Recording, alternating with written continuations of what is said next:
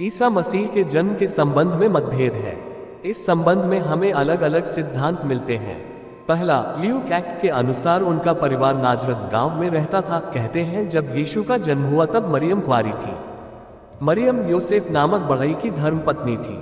जिस वक्त ईसा मसीह का जन्म हुआ उस वक्त परियों ने वहां आकर उन्हें मसीहा कहा और ग्वालों का एक दल उनकी प्रार्थना करने पहुंचा। कहा यह भी जाता है कि मरियम को यीशु के जन्म के पहले एक दिन स्वर्गदूत गाब्रिएल ने दर्शन देकर कहा था कि धन्य है आप स्त्रियों में, क्योंकि आप ईश्वर पुत्र की माता बनने के लिए चुनी गई हैं।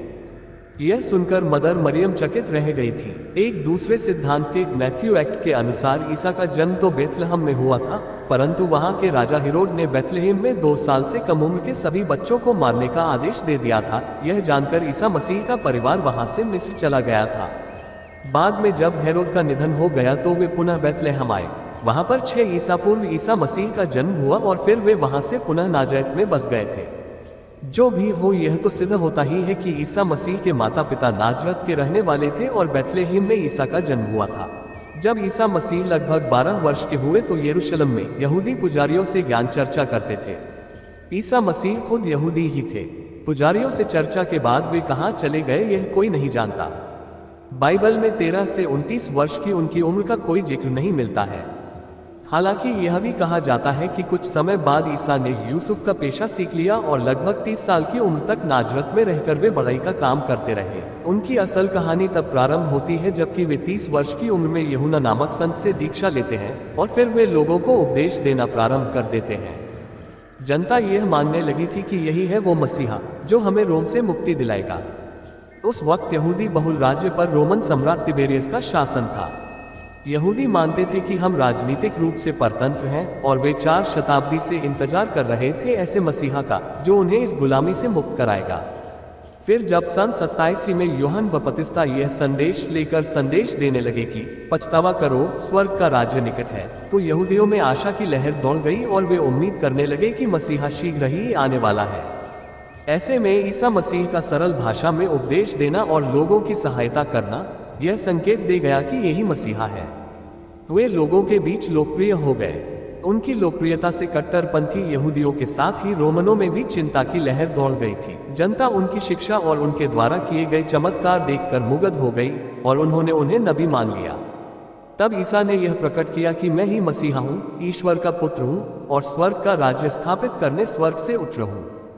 ईसा मसीह ने अपने संदेश के प्रचार के लिए 12 शिष्यों को चुनकर उन्हें विशेष शिक्षण और अधिकार प्रदान किए।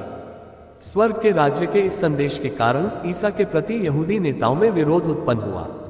वे समझने लगे थे कि ईसा स्वर्ग का जो राज्य स्थापित करना चाहते हैं वह एक नया धर्म है जो यरूशलेम के मंदिर से कोई संबंध नहीं रखता। वे इसे यहूदी धर्म की मान्यताओं के खिलाफ मानने लगे। कहते हैं कि उनके एक शिष्य जुदास ने उनके साथ विश्वासघात किया, जिसके चलते उन्हें गिरफ्तार कर लिया गया और फिर यहूदियों की महासभा में उनको इसलिए प्राणदंड का आदेश दिया गया क्योंकि वे ईश्वर का पुत्र होने का दावा करते थे। रोमन साम्राज्य के गवर्नर पिलातुस ने दबाववश यहूदियों के इस आदेश को मान लिया और राज्य में किसी प्रकार का कोई विद्रोह न भड़के, इसके लिए उन्होंने ईसा को क्रूस पर लटकाने का आदेश दे दिया। ईसा मसीह को क्रूस पर लटकाने के लिए पहले उन्हें कांटों का ताज पहनाया गया, फिर उन्हें भारी भरकम क्रूस उठाने को कहा गया। ईसा मसीह उस क्रूस को उठाकर वहां तक चले जहां पर उन्हें लटकाया गया। ईसा मसीह को जिस जगह पर सूली चढ़ाया गया था उस स्थान को गोलगोथा नाम से जाना जाता है। इसे ही हिल ऑफ द कैलवेरी कहा जाता है। इस स्थान पर चर्च ऑफ फ्लैजिलेशन है। होली स्कल्पचर से चर्च ऑफ फ्लैजिलेशन तक के मार्ग को दुख या पीड़ा का मार्ग माना जाता है। चर्च ऑफ फ्लैजिलेशन को वह स्थान माना जाता है जहां सार्वजनिक रूप से यीशु की निंदा हुई और उन्हें गोलगोथा की पहाड़ी पर क्रॉस पर चढ़ा दिया गया। प्रभु यीशु पर 3 आरोप लगे थे। सबसे बड़ा आरोप यह था कि वह खुद को मसीहा और ईश्वर का पुत्र कहते थे। यहूदियों के धर्मगुरुओं को यह अच्छा नहीं लगा और उन्होंने इसकी शिकायत रोमन गवर्नर पिलातुस से की। पिलातुस को यीशु में कोई खोट नहीं नजर आई। तब भी रोमी टुकड़ी के सिपाहियों और उनके सूबेदारों तथा यहूदियों के मंदिर के पहरेदारों ने यीशु को बंदी बना लिया।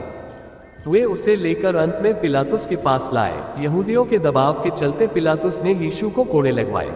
कंटीली टहनियों को मोड़कर एक मुकुट बनाया और उनके सिर पर रख दिया गया। फिर उन्हें एक बड़ा सा क्रॉस दिया गया जिसे लेकर उन्हें उस स्थान पर जाना था जहां उन्हें सूली पर चढ़ना था।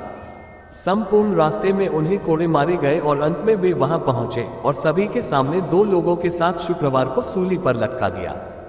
ईसा मसीह को सूली पर से उतारने के बाद उनका एक अनुयायी शव को ले गया और उसने शव को एक गुफा में रख दिया और उस गुफा के आगे एक पत्थर लगा दिया। वह गुफा और पत्थर आज भी मौजूद है। इसे खाली कब्र कहा जाता है। बाद में उनके शव को विधिवत रूप से दूसरी ओर दफनाया गया।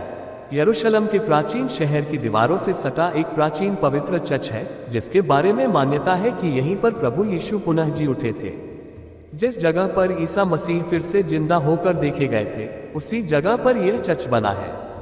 इस चर्च का नाम है church of the Holi sculpture. Sculpture के भीतर ही ईसा मसीह को दफनाया गया था। माना यह भी जाता है कि यही ईसा के अंतिम भोज का स्थल है।